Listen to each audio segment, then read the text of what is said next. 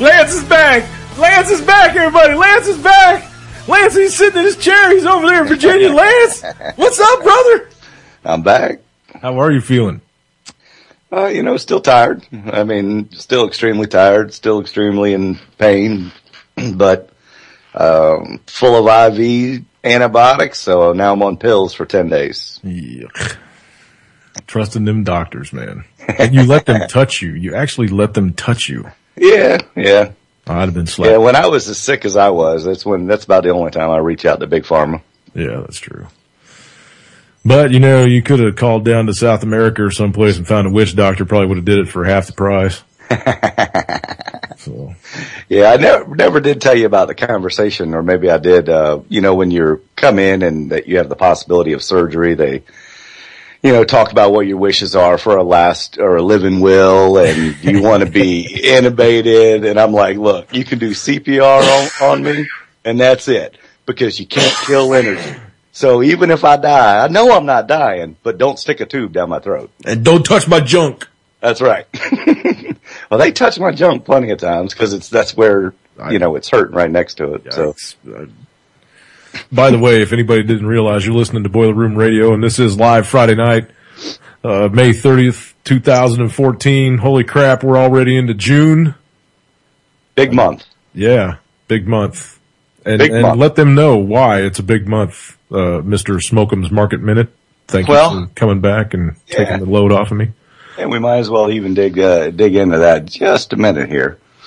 As I've read the headlines the past few days, I could not believe how many critical issues are coming to a head this month. All of them.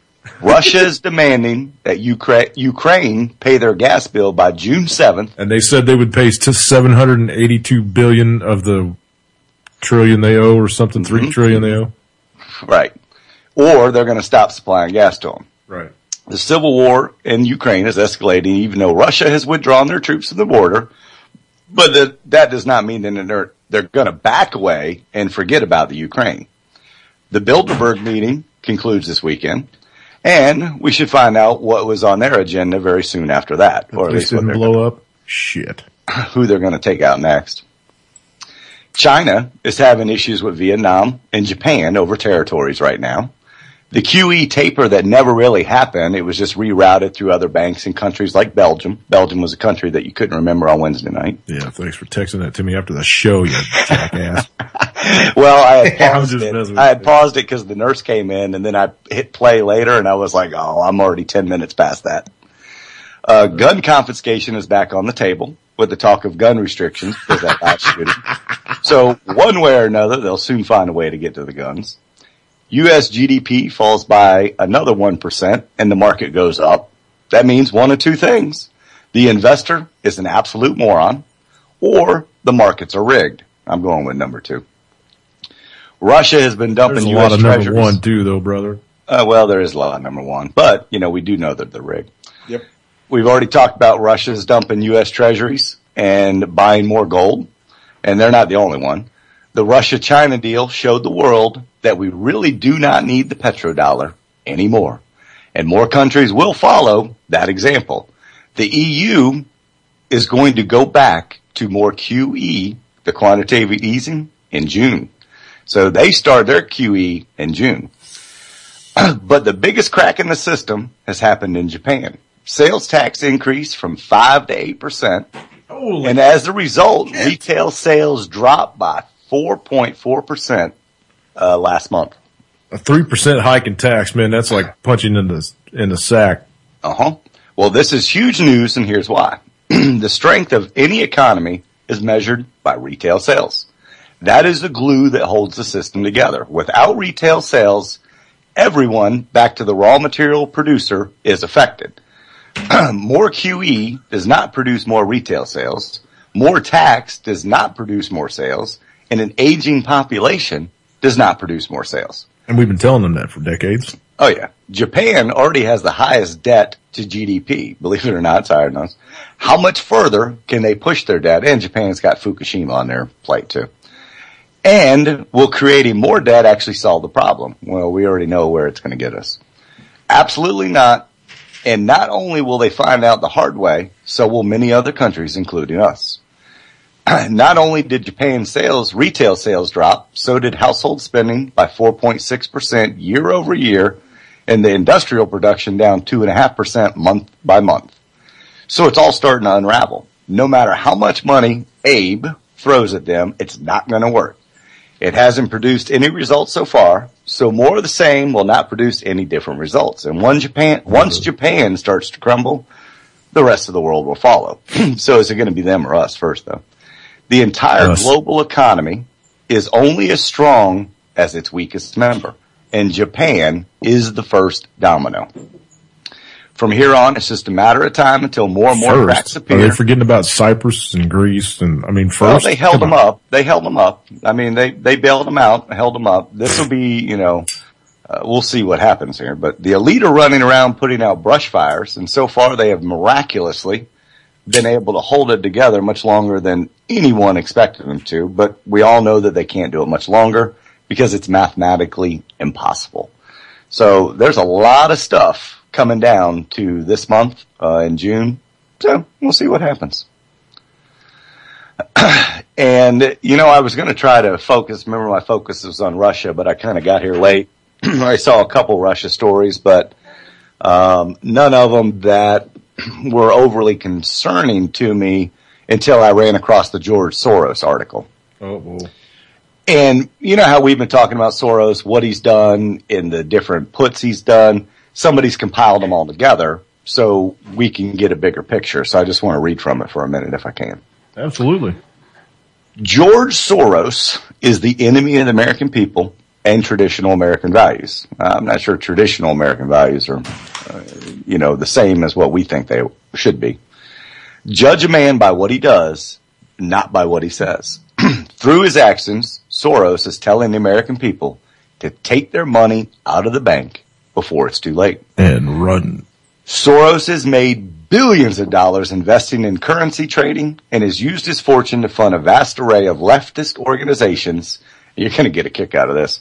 Dedicated to undermining liberty and capitalism. Soros has funded pro-abortion groups, pro-gay marriage organizations, anti-Israel efforts, and radical environment groups who are dedicated to the complete evisceration of the American property rights. No.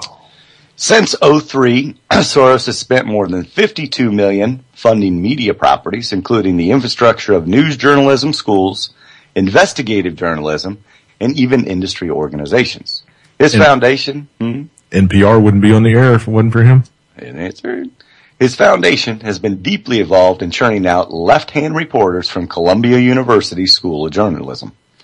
Soros has a direct and very strong ties to more than 30 mainstream news outlets, including the New York Times, the Washington Post, the Associated Press, CNN, MSNBC, and ABC. No. He's forced his way into the foundation of the journalism industry through associations like the National Federation of Community Broadcasters, the National Association of Hispanic Journalists, and the Committee to Protect Journalists as he attempts to control public opinion and obscure his intended takedown of America. Another Soros puppet, Hillary Clinton. This is where you're going to get a kick. George Soros has now accepted a position on the National Finance Council of the Ready for Hillary Super PAC, a group paving the way for a 2016 presidential run for former First Lady and thoroughly disgraced Secretary of State. It is becoming clear after the economic collapse, Hillary will become the commissioner of economic, political, and social subjugation. Did I say that right? Subjugation, yeah. Yeah. Good. In short, George Soros is on a mission to turn the United States into a socialist utopia, devoid of any of its traditional values.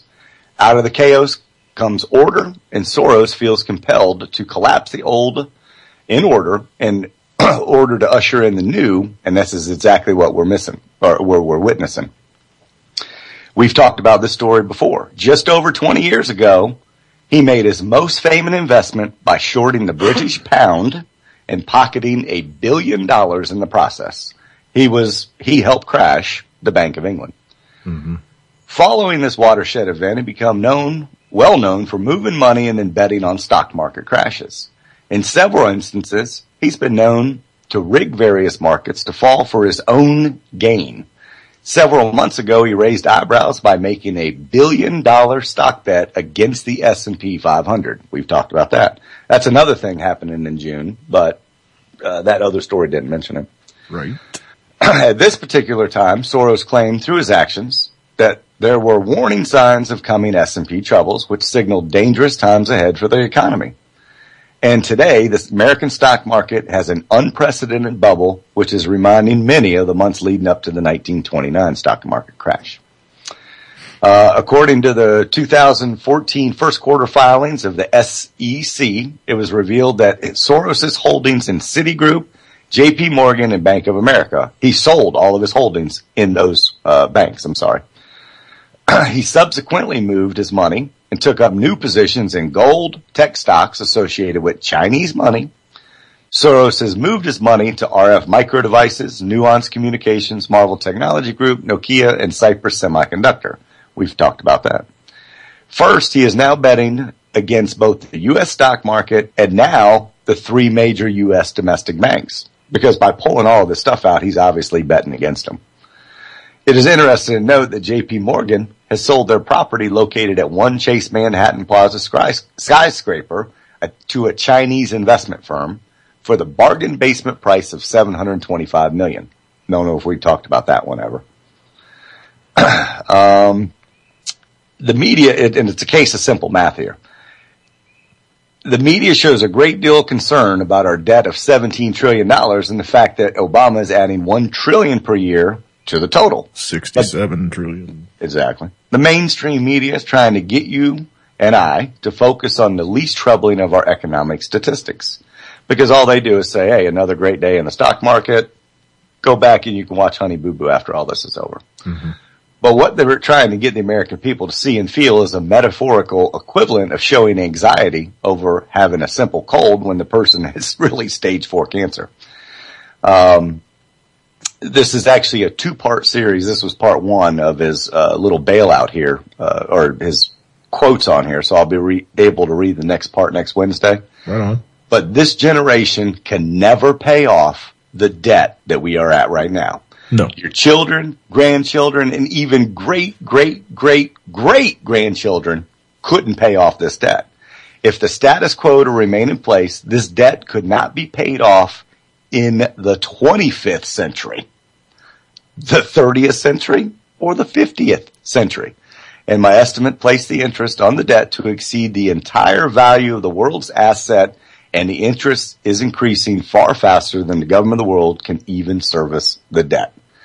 And again, who all's this damn debt owed to? I don't know.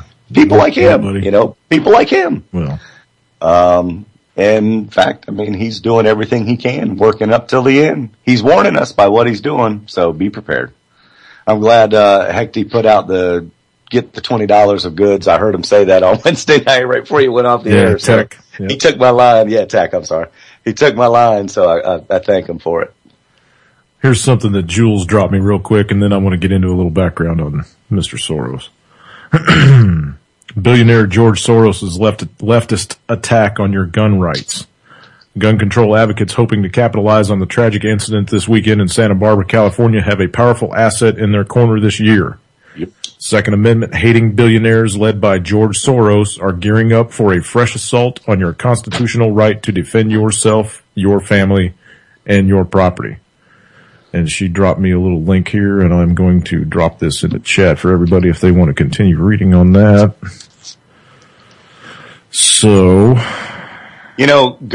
I would be okay for gun control if there was an alien ship that came down and annihilated every weapon on the planet and made it unusable. But then what? We'd go back to sticks and stones because we're just violent people. Yeah, as long as there are 2 penises on this planet, there's going to be a fight. Thank you. So, again, there's other things that kill more people every year than guns, but nobody ever bans them. Bees kill more people every year than guns, for Christ's sake.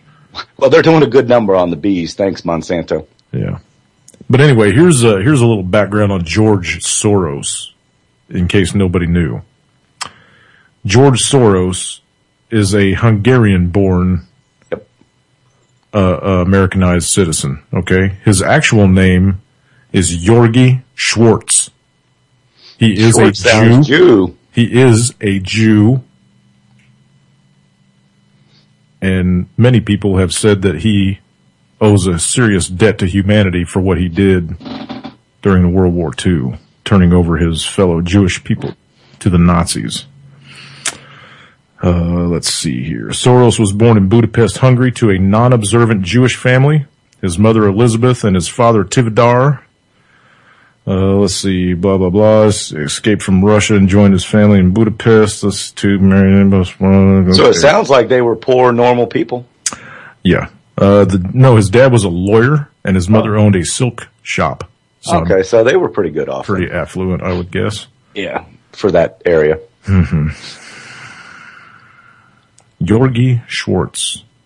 I wonder why he doesn't go by his real name. There is not. He's a Jew-hating Jew. There is not a good picture of him out there either. He looks like an evil piece of shit.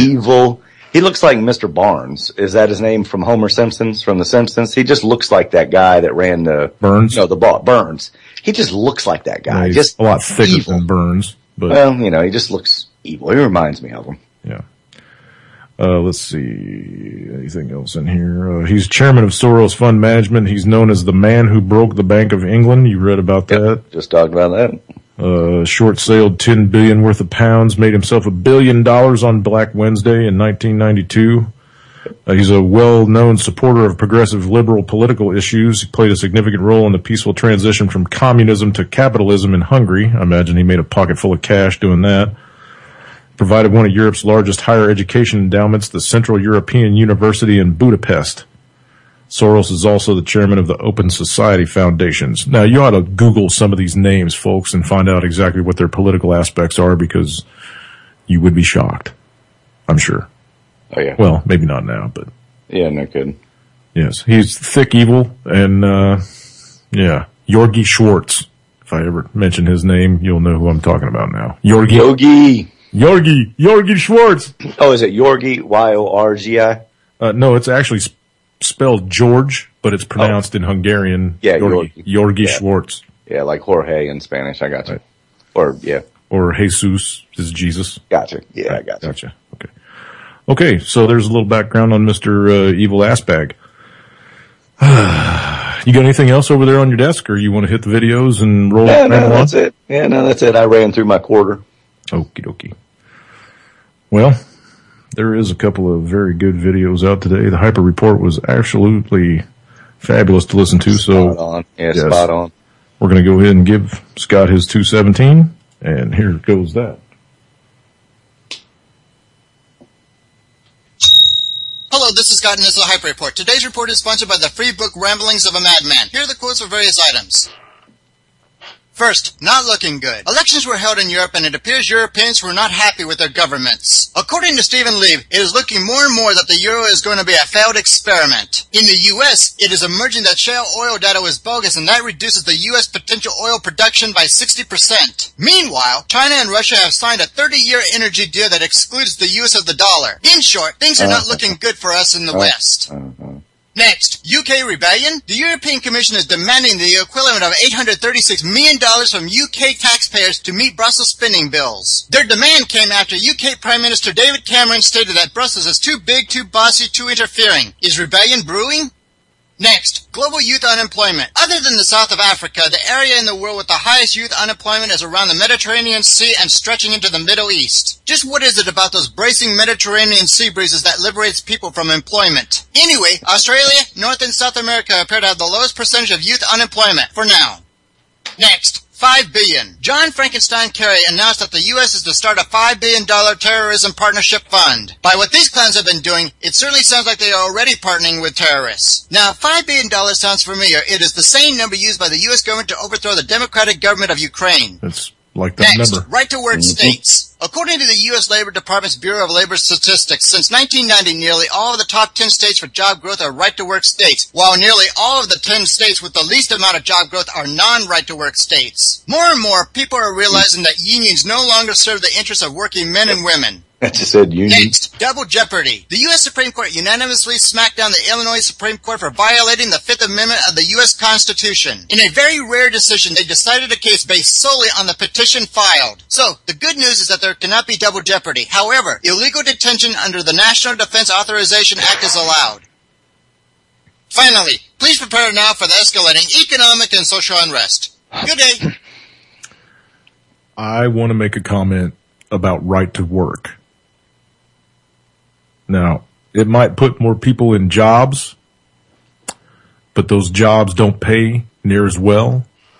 When you have a union member or someone that's been trained to do the job that they're looking for in a right to work state, and they don't pay a living wage for that job, because there's some other jackass down the street that doesn't have the training or expertise that you might have, but he can take the job, right? That's what right to work means. So if you've got 10 years of training operating heavy equipment and you're expecting to make $15 an hour or $20 an hour to operate that heavy equipment, because that's usually what the job pays if you know what the hell you're doing, you won't get that job making that kind of money because some jackass down the street will do it for $7.50 an hour, right? So right to work for. But then you turn around on the other foot and look at Detroit. The unions did in Detroit. Yeah. In my opinion. The union bosses did in Detroit. Well, it was, the Teamsters. The people expecting to get paid for doing nothing. Right. Did in the unions. The union members that thought that they were better than everybody else did in the unions.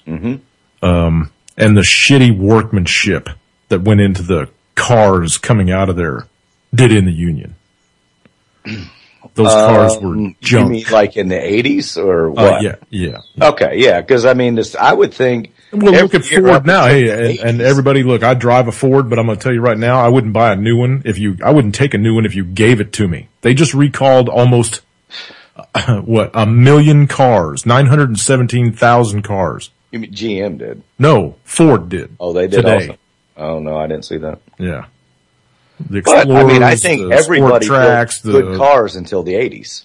Well, and then they were just kind of throwaway models, so you'd have to buy a new one every 5 or 10 years. Right, because they rust out from underneath you. You know, you think if you put a 2,000 or 3,000 pound vehicle on the road, a machine, you'd want to build it to the utmost standards, seeing as how there's people's lives involved. Well, let me put it to you this way. The guy who made the cars only staying behind in it for 3 years, 36,000 miles back then, because that's the American warranty. Yeah. Until foreign companies came in and said, hey man, we'll give you 5 years, 10 years, 50,000 miles. Our stuff's not going to break down till 100,000 miles.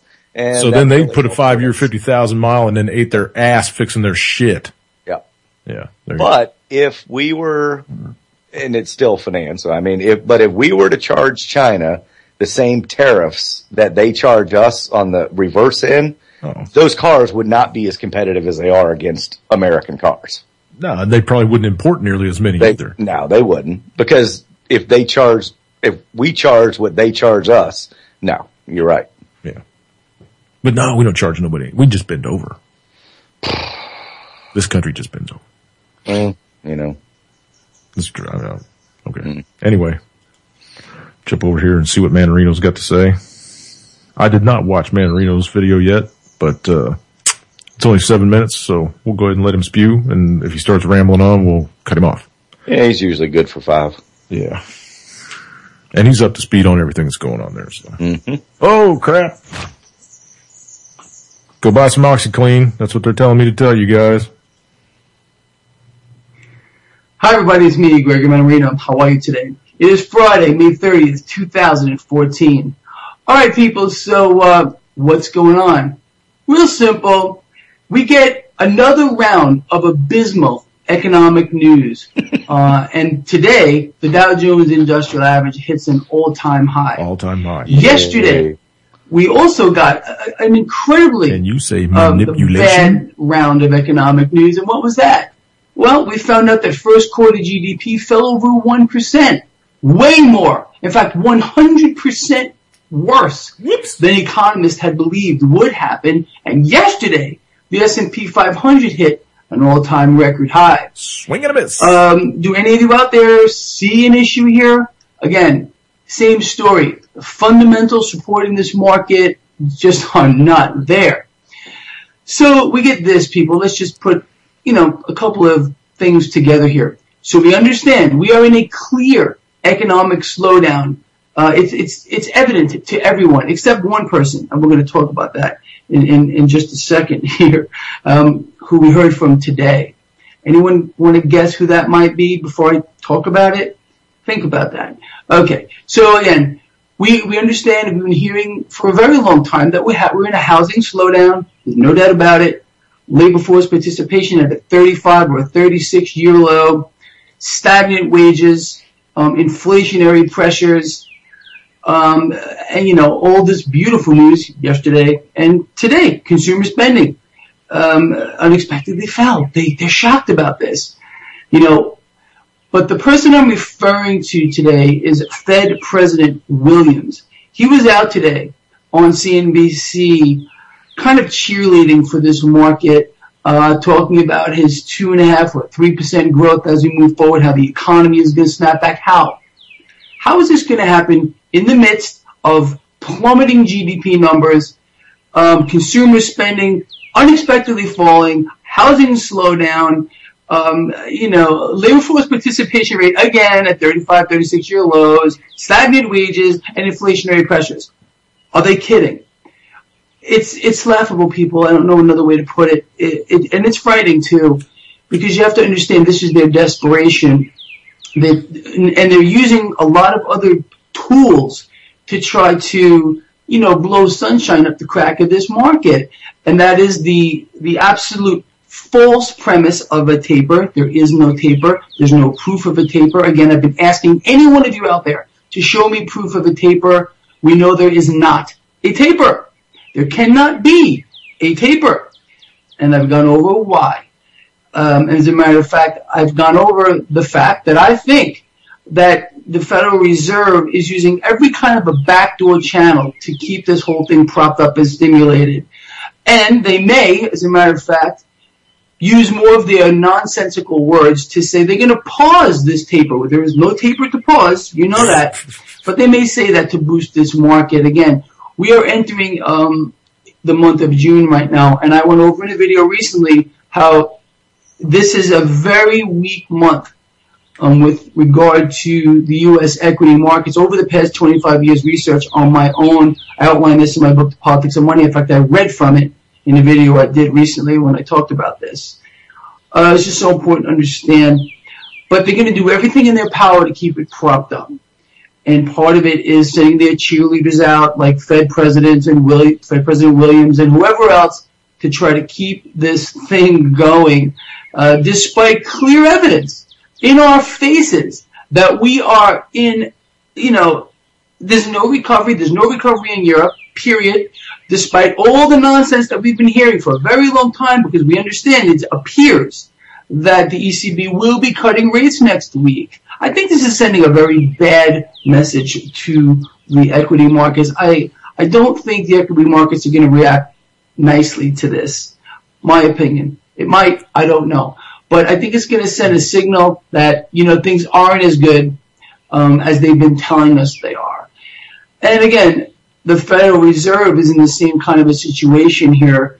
And I think that the market is anticipating further stimulus from the Fed. I mean, we got this abysmal number on GDP yesterday, consumer spending down today more than expected. How much more of our money can they take? They're going to have to do something else. And I am saying that they're going to do whatever they can, things that we haven't even thought of yet, to keep it propped up, especially because why? This is an election year. And the distortions are getting worse and worse. Clear evidence, past couple of days, GDP in the toilet, consumer spending, and we get a market that hits record highs. So this cannot go on forever. It will not go on forever. We'll ride this wave, but it's going to be epic, people. There's simply no way out of it. And let me just reiterate this. The crash of 2008, people, that was the party over moment. This is nothing but a terminal side effect. That's it. There's no way out of this. It's a freight train coming straight at us, and it's unstoppable. And they're just making this train go faster and faster and faster by fueling the system with more debt, with more stimulus. It's just not working. It's that freaking simple. All right, people, that's kind of it for today. It's just really interesting to watch. Where is the ECB rate at right now, Lance? Do you know? No, I don't. Is it? I mean, well, okay, never mind. Yeah, I don't know. How far can they go? I mean, are they going to go to zero with theirs too, just like the Fed, and keep it at zero for the banks so that they can draw money and not give it out to anybody, just sit on it? Because that's what's happening. I mean, the banks can get all the money they want from the Fed. If they want it, all they have to do is ask for it. But when you go in to try to get a loan or something, they're not, well, I guess now things are starting to turn around because they're letting subprime in. But they were for a while, hang on, for a while, all the banks were just sitting on that money because they were scared to death that the Feds were going to come in their door and run the test on them. Yep. Right? So they wanted to make sure that they had their 20 or 30% in holdings so that they 25. wouldn't get eaten up by JP Morgan or Goldman Sachs or whoever the hell else was wanting to buy them out. 25% is what I think. Okay. Yep. So go ahead. Oh hell, I forgot now. Well, we were talking about ZERP. No, I forgot. Okay, well, I mean, if they're going to lower their rates, still nobody's going to buy over there because we just talked about that, I think last week or maybe Monday. Oh yeah, nobody's buying the property over there. They got to create those. Yeah, they got to create those fake companies to buy the bonds because nobody else is buying them. So, well, no, I'm talking about the real estate stuff over in. Now I know what it was. Over in England. I mean, they're saying that everything over there is toxic. So even if the ECB lowers their rate, who the hell's going to borrow money because there's nothing to buy? I did send you that article on the veterans, where the VA has given out more loans. 192,000 already in 14. Yeah, and that's, setting a record of VA loans. Yeah, they're due to do 800,000 loans this year if it keeps going at this rate. I think a lot of it has to do with the pullback. So many troops are back, and they're not worried about getting deployment, so they're finally buying houses instead of shit off their books. Well, they're putting it all on their books, so. Well, what are they going to? They're going to give a bunch of underwater houses to the veterans, and then they're going to come back and snatch it from them. Yeah, if they can't pay it. Yeah, I will say. Okay? Let me ask you this: are the veterans that you've got coming through? Because you said that you did you do a lot of VA loans, right? Yeah, okay, are these guys subprime? No. Are they getting in over their head though? I mean, are they trying to buy a $500,000 house when they only make $100,000 a year? Nope. Because the guidelines used to be where you could go up to 55% debt to income ratio on a VA loan. Right. It's down to 43 now. And that's what's called an overlay at the banks. The VA still says we don't care what the debt ratio is. However, we do as banks. So we have it down to 43. Everybody's vetted out now, even the veterans. And I firmly believe it's because a lot of these people were worried about being deployed. They didn't know if they were going to be at Fort Bliss or Fort Sill or Langley. And now that they're not deployed anymore on a regular basis, they're buying. So, poor guys. Yeah, no shit. But, when everything goes tits up, possession's 9/10 of the law, right? So if you're in the place, good luck getting me out, right? Mm-hmm. Right. Okay. So, it might have an upside. We'll see. Speaking of VA. Yeah. Obama says VA Director Shinseki has resigned. Good riddance. But that's not going to change a damn thing. But hold on. He told reporters this morning that with regret, he has accepted General Shinseki's resignation as VA Secretary. He never was afraid to speak truth to power. He does not want to be a distraction. And I agree, we don't have time for distractions. We must fix the problem. But after 3-5 sentences after that, Obama blamed Bush for the growing VA scandal. Oh, absolutely. And this was announced after he announced that that guy had resigned. This predates my presidency. When I was in the Senate, I was on the Veterans Affairs Committee. I heard firsthand veterans who were not getting the kinds of services and benefits that they had earned. And you haven't done shit for 6 years. Fix it? Yeah, exactly. Right. If you knew about it then, why didn't you fix it? Because he's a liar. Yeah. And, everybody's jumping ship on him as a spokesperson. If Obama was giving a speech out in the middle of the forest and there was nobody there to listen, would he still lie? I love that meme. I pass that meme all over Facebook and Twitter. I do too. Okay, go ahead. And you saw Jay Carney quit? Yeah, I was just getting ready to say that too. Yeah, Jay Carney threw in the towel today. He's tired of lying through his teeth for the administration. Well, I'm pretty sure he's been getting a lot of hate mail and death threats ever since they photographed the inside of his kitchen and saw all the communist paraphernalia all over his walls, you jackass. I kind of picked up on it that he was on the way out the door because he was just like... Couldn't lie fast enough, man. Right. He was just like the one that was before him. I can't remember his name now. Scott, maybe. I can't remember.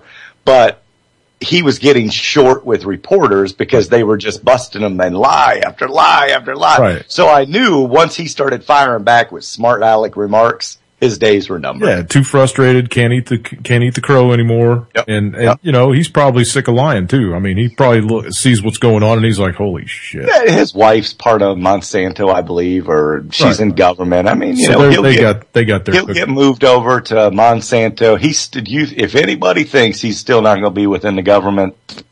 Well, none of either that or he'll go to a university and start doing a class. He'll become a professor at bullshitting. Yeah. Fox News will hire him as a commentator. Oh, no, he'd never go to work for Fox, dude. No way. He'd be at CNN first. Funny. Underneath Anderson Cooper's desk. Mm. Okay. I got one more, too, that was interesting. What's that? Since we're on, jerks.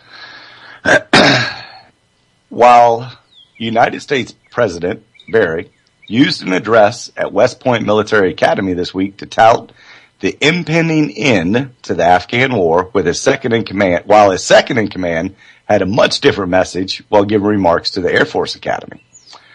Vice President Joe Biden is now getting attention over the phrasing he used during Wednesday's graduation ceremony at the military college in Colorado Springs that contrasted sharply with the message that the commander-in-chief extended at an address that very same morning. Biden. During Obama's remarks. Take a drink, bro. Hold on. I got a good one after this one, too. The president told new military grads that they were likely to be the first in over a decade to not worry about being deployed to Afghanistan or Iraq. With combat operations, they're all but expired, except for guarding the pipeline. American foreign policy, right, in the poppies, should begin to rely on influence the world, not with the barrel of a gun, the president said, but by leading with examples of diplomacy. Yeah, right. Biden's message, however... Yeah, that's NASA's mission too, right? Exactly. Biden's message, however, I believe we, and mainly you, have an incredible opportunity to lead in shaping a new world order for the 21st century in a way consistent with American interest and common interest. Take a bullet and pay your taxes. Vice President Biden said to 995 members in the Colorado. There was an overwhelming desire of our grandparents and my parents' generation to bring home every single one of the 12 million forces stationed in Europe and Asia. They knew that they had to lay a foundation for a new world order, an order that brought the longest period of sustained peace in Europe and Asia. I think he's talking about the UN, if I'm not mistaken. So, that was interesting. Yes. Okay, so he stuck his foot in his mouth again. They're getting so blatant about everything. It's just all in your face now. They really couldn't give a damn what anybody in this country thinks about what's going on. They don't want our opinion any longer. They just do as they damn well please. And we pay for it with our tax money. This last sentence is actually interesting. According to the New American, Biden brought up the notion of a new world order long before this. The website reported last year that in 1992, Biden wrote a Wall Street Journal op-ed in which he called for a permanent commitment of forces for use by the Security Council of the United Nations. Yeah. Why not breathe life into the UN Charter? Biden asked then. Yeah. Well, so he was very stupid back then, and he's still stupid now. No. He's part of the system back then, and he's still part of the system now. He's got a hand up his ass. Well, they all do. You will do exactly as you're told, or you will catch a bullet. And we will tell you what we want you to hear, not the truth. I can't believe they haven't gaffed him yet. I can't believe they haven't taped his ass shut yet and just set him in the corner somewhere. Because nobody listens to him, though. Because nobody listens to him. But those are the kind of people that you really need to listen to, man, because every once in a while he drops a big nugget of truth, even though he doesn't know he's doing it. That dude's been in government since, and like the meme says, if you've been in government since before the internet, get out. Home. It's not a retirement home. Get out. Right. It is a retirement home now. There's nothing we can do about it except vote him out. If people need to wake the hell up and vote him out. For a 2-year term and you get $134,000 for the rest of your life with the cost of living increases in medical. And Secret Service agent if you want one. You got to pay for that though, don't you? I think you really think they pay for anything? Come on. Well, come on. I mean, they're making enough, so. Right. Exactly. They, like you said, 2 years? If you go in, even just for 2 years, you become a former senator or a former congressman. Then you can go around to these colleges and talk your face off for $50,000 a day. I mean, every time you sign up, well, like ridiculous. Anthony Weiner, who, just did, the guy got out in pictures. Disgrace. And he was going to run for governor, for Christ's sake, in New York until he got laughed out of it. Look at the Sanchez guy that left his state hanging and went to Venezuela with his girlfriend. They reelected him! I know. They put Clinton back in after he got blowed by Monica. Well, I didn't see nothing. I mean, that wasn't at the level. Still, man, still. No. Come on. That was just that's the day that I knew. The day that he got reelected, that's the day that I knew this country was done for. Yeah. Just completely, everybody is completely clueless as to what's going on. You people are thick stupid. We are going down the toilet at a rapid spiral. So, and look, this is what happens. Look where we're at. I'm sorry. Maybe I'm wrong. Crazy. Oh, yeah. I don't think so, though.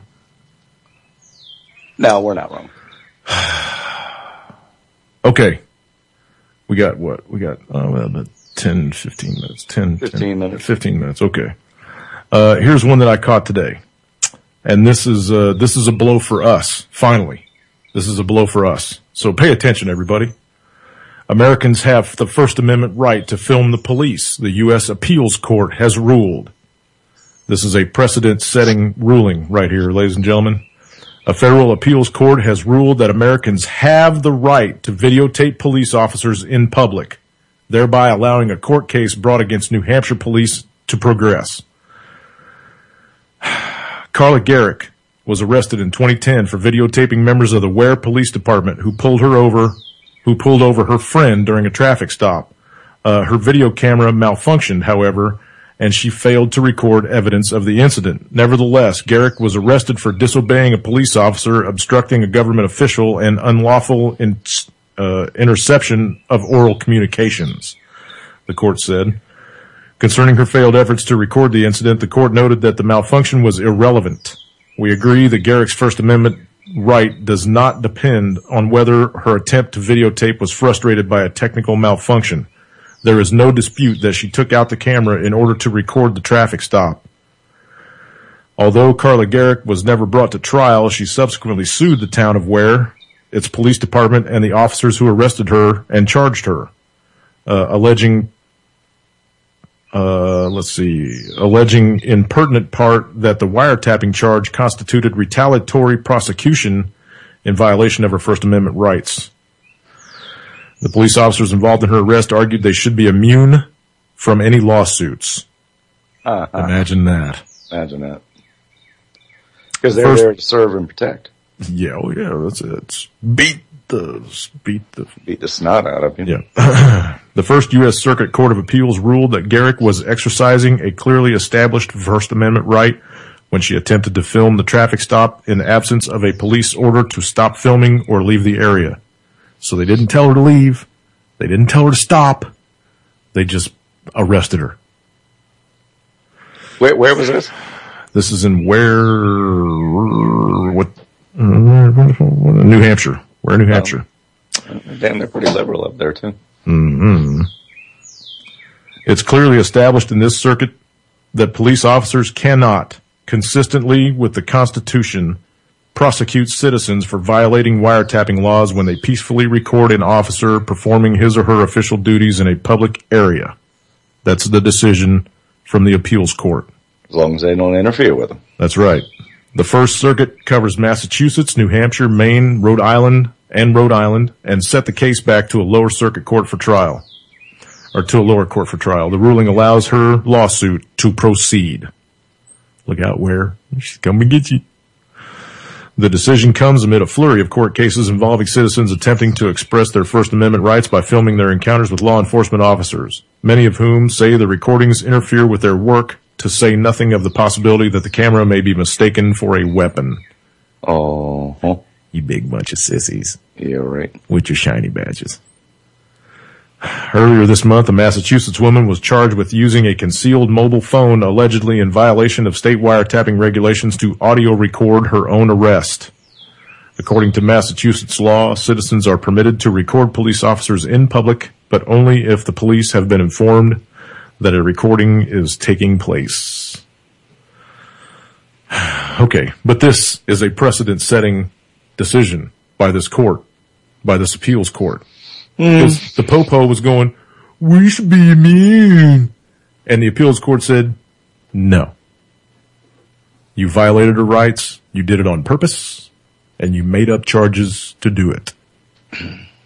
So there you go, folks. If this thing goes through and Ware's found guilty, and she banks on this, it's going to change the ball game. And I thought it already came down to the Supreme Court saying you have the right to film police officers doing their course of duty. You pay for them off if you want. Right. You can flip them off. You can actually, back in the day, I don't know, I think it's changed now. There's some kind of verbal assault thing now, but back in the day, you could cuss at a cop and they couldn't do shit about it because it's just words. And they're like, words don't hurt, just shut up and do your job.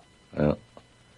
But now they got to be a bunch of overly sensitive, Dwayne sensitive people. So that, they don't yell at me, man. I'm a cop. I'll shoot your ass. I just came back from a war. I had no problem killing people over there. And they didn't do shit to me but run away. That's right. So, hey, don't talk back to me, man. I'll cap you. All they did was told me that those people were the enemy and I couldn't see them. I see you. I'll shoot at a fucking shadow, people. Don't piss me off now. They told me you're the enemy too, so watch out. And that's exactly how they're trained, man. When they come out of these schools, they already got the look in their eye. When they come out, they got their little plebe badges on and their little rubber guns and shit because they're not allowed to have a real weapon for 3 weeks. Anyway, it used to be that way. But anyway, every cop you look at, man, it's like they're eyeballing you. And sometimes I want to stop and look at them and go, what the fuck is wrong with you?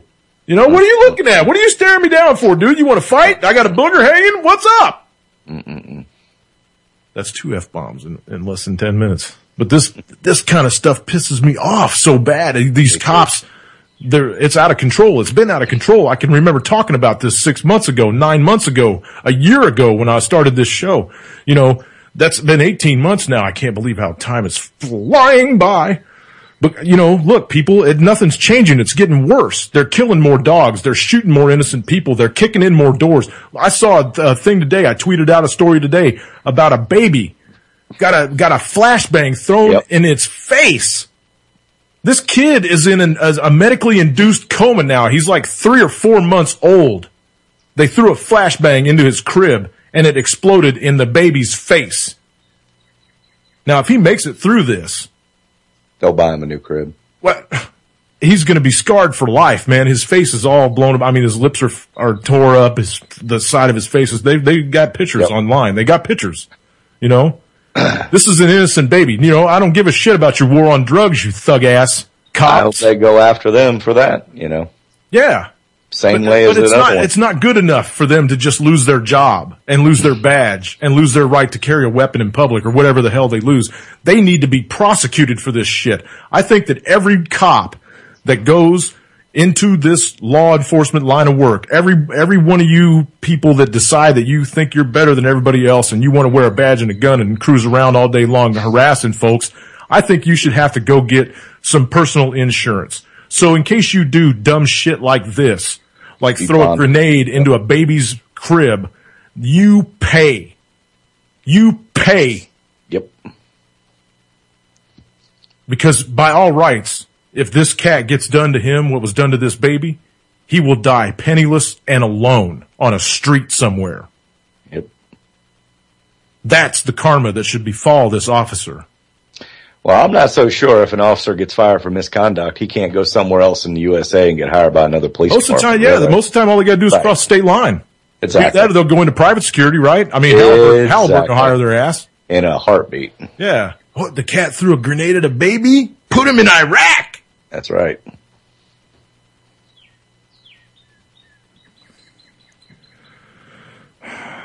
It's ridiculous, man. We've passed beyond ridiculous quite a number of years ago. I mean, we passed ridiculous a while ago. Why is nothing being done about it? I mean, I don't see any of these stories coming out on any mainstream media broadcasts. No ABC, no NBC, no CBS, no CNN, no MSNBC, no Fox, no nothing. They don't talk about this shit. The only time you ever see it is on RT or on alternative journalism. Yep. Now, I'm not trying to blow up RT, Monsanto too. I'm not trying to blow up RT, but they are putting some good stories out there, and they're shaking people's trees around this planet. Yeah. Because they have become a force to reckon with. They've got journalists all over the place, and those people are on the front lines showing you, not just telling you what's happening. Granted, their entire focus, mission statement, job is to make America look bad because they're owned by Russian media. I mean, absolutely. They are Russian media. We are bad, man. Well, I mean, they're out there. I know, I feel you.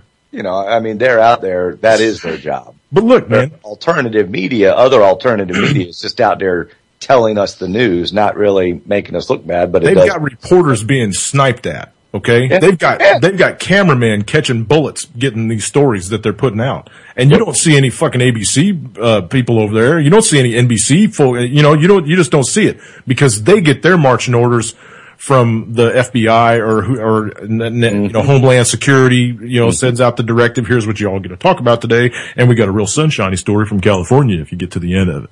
It's rigged. I mean, it's just rigged. How many of them talked about Monsanto's march where 1 million people marched worldwide?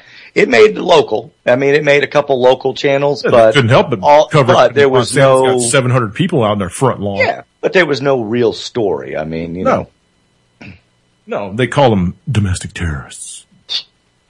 Yeah.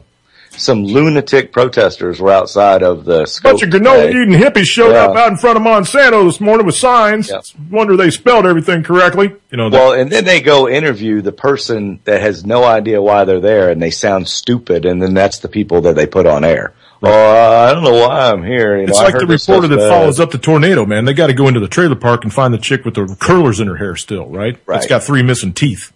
Yeah. It's that's, oh man, investigative journalism to the nth degree. You wonder why this country's a joke. And I'm throwing half of the problem right at the mainstream media. It's half your fault, people. Because look at the talking heads that you're putting in front of the screens and what they're talking about. Look at the stories that are going past your producers.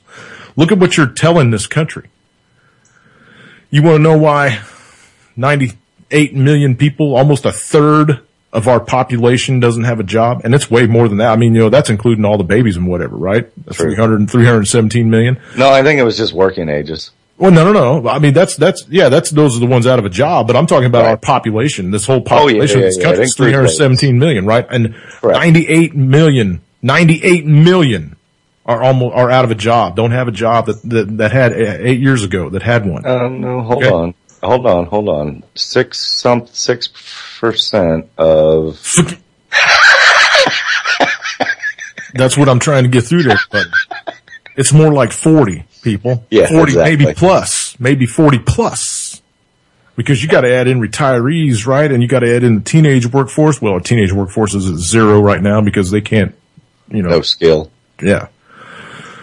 Velcro shoes and bike helmets. But anyway. Take the warning labels away. Yeah. Well, that'll help. But you see where we're at. The lies that come out of Washington, D.C., 6.3%. Give me a goddamn break, man. Who believes? We do. We see them. Everybody listening sees them. But, if that's not, you're going to Dave and Buster's and watching TV and not paying attention, you don't know anything. See that? I dropped the F-bomb 2 times. My listeners went from 12 to 20. Well, we do like your rants. I will say that. I miss some good old Jimmy rants every once in a while. Hey man, you missed Wednesday. You didn't get your final word in on Wednesday. I'm going to give you the last 3 minutes. They're all yours. Go. Oh shoot, man. I don't have a whole lot. I mean, it's, after being sick for 18 days now. We thought we lost you, man. Yeah, shit, man. I'll tell you what, at certain points, I thought for sure I was going to pass away. I was so dead tired and everything else, but, spend time with people that you like, text somebody you haven't talked to in a while, love faster, forgive quicker. And as the saying goes, we're not going to be here forever. So why not have fun with it while we're here? Live, laugh, love. Yeah, live, laugh, love. It's really time to start mentioning the $20 worth of canned goods. Maybe, when you get done with your milk jugs that, what's the only animal that still drinks, liquid another animal's milk? Yeah, from a teat after they're weaned off of it. Thank you, us, because milk is bad for you. But if you drink it, keep the plastic containers, fill them up with water, get yourself some of the iodine, everything else to clean it. Just start storing it. You might need it. Go out and do the things that you've always wanted to do. As the meme says, all those things you talked about doing, go out and do them. Time's running out. Think back and touch base with somebody that changed your life in the past. Let them know what a good job they did. Yeah, because if things don't straighten up real quick, I'm not reincarnating, darn it. Yeah. I don't want to live on this planet anymore. Me either. I want to move to an island with a couple of awake people and just start a new separate life. I'm with Desert Hawk now. I want to get my ass on the very first SpaceX that's off this planet to another one and just give it a shot because this didn't work out. Yeah, Mars. Yeah, this didn't work out. So Hawk, I'm in your back pocket, brother. I'd go with you. Yeah. Peace and love, everybody. That was a quick hour. Yeah, it was a quick hour. Thanks for coming back, brother. I'm glad you're home safe. I'm glad to be back. Turboville's next, everybody. Then Primer Time or Prepper Chicks, one of the replays, and then Anti-Media Radio. Tonight's Friday, so LaVon's on. It should be interesting. I'm going to go pass the phones to her here in a little bit. Y'all take care. UCY.TV. Peace.